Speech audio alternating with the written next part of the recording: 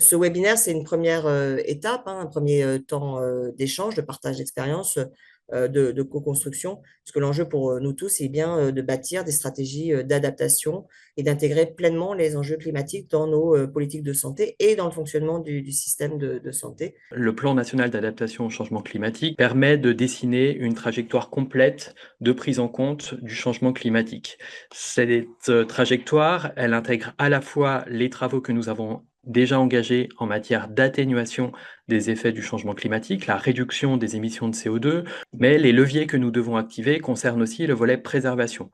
La préservation des ressources, la préservation de la biodiversité, la préservation des sols, la préservation de la ressource en eau, par exemple. Et enfin, je l'ai dit tout à l'heure, nous nous retrouvons cette année et ce matin plus précisément dans le cadre du chantier d'adaptation au changement climatique. Ces trois leviers, atténuation, préservation et adaptation, doivent absolument être travaillés de manière systémique, de manière concomitante, car les trois ont des actions les uns envers les autres et il est très important de conduire une action globale à l'échelle régionale et à l'échelle de vos territoires sur ces trois volets.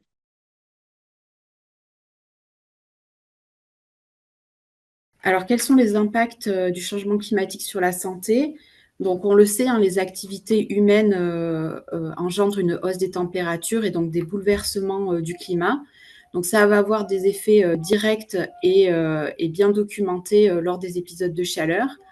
Ensuite, à plus long terme, on s'attend à l'émergence, voire la réémergence de certaines maladies infectieuses. C'est déjà le cas, hein, avec les arboviroses. Ensuite, on va avoir un impact sur la ressource en eau, à la fois en termes de quantité et de qualité, et aussi sur la sécurité alimentaire, même si c'est un point que je ne développerai pas ce matin. Ensuite, on a tous les risques associés à la survenue d'événements climatiques extrêmes. On sait que le réchauffement climatique, ça a aussi un impact sur la qualité de l'air.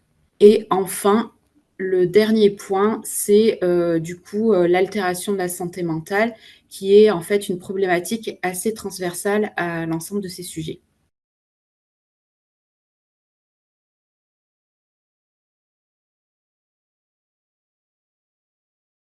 Nous venons de voir à travers la présentation de Santé publique France les effets multiples du changement climatique sur la santé. Ils vont donc conduire à une augmentation des besoins en soins, des risques accrus pour les personnes les plus vulnérables et une hausse des risques sanitaires liés à l'environnement qui vont là aussi générer des besoins de gestion des risques sanitaires. Donc tous ces effets vont mettre en tension le système de santé. Ainsi, pour limiter l'impact du changement climatique sur la santé des populations, il faut que nous agissions sur deux axes simultanément. D'une part, limiter les effets du changement climatique sur la santé, c'est-à-dire faire en sorte qu'il y ait moins de malades, moins de victimes, moins de pression sur le système de santé. Et deuxième axe, agir en faveur de la résilience du système de santé pour maintenir la qualité, la continuité des soins.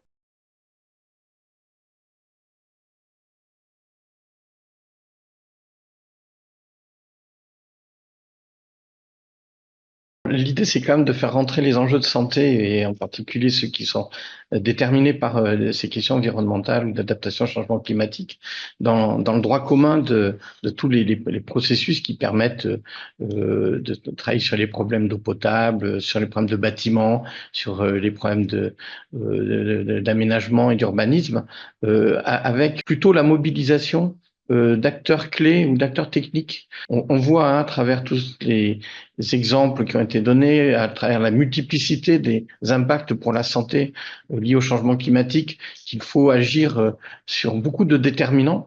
Le bâtiment, le cadre de vie, l'arrivée de ces espèces envahissantes, les problèmes d'eau, les problèmes de pollution atmosphérique, etc. Et toutes ces thématiques nécessitent évidemment de mobiliser des gens qui ont une expertise sur ces sujets pour accompagner les collectivités et les aider à agir.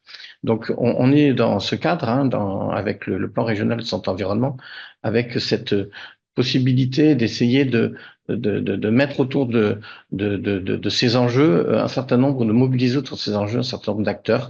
On en a quelques-uns aujourd'hui autour de la table, hein, que ce soit l'agence de l'eau, les agences d'urbanisme, le réseau des agences d'urbanisme, la Fredon et bien d'autres. Et on est bien dans cette idée d'une mobilisation de tous avec l'enjeu de l'accompagnement et de l'appui aux collectivités.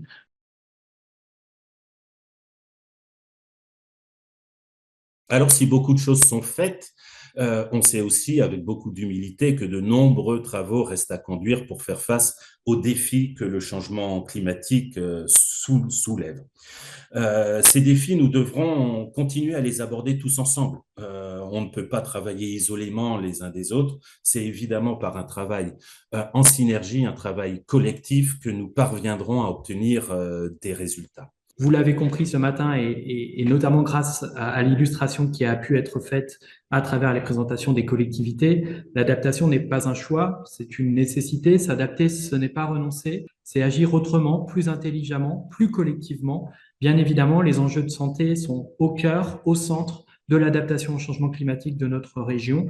Et je sais que l'ensemble des travaux que vous allez mener, cela a été dit, dans des réunions régionales, mais aussi dans les COP départementales, permettront d'identifier les priorités en lien avec le plan régional santé-environnement. Et effectivement, ces travaux permettront de nourrir la feuille de route régionale de la planification écologique. Le climat évolue chaque jour, il nous faut nous adapter. Nous avons besoin de votre forte mobilisation. Il y a 1650 jours, je vous le rappelle, d'ici le 1er janvier 2030. Merci à toutes et tous pour votre mobilisation et au plaisir de rééchanger lors des prochaines COP et des réunions régionales.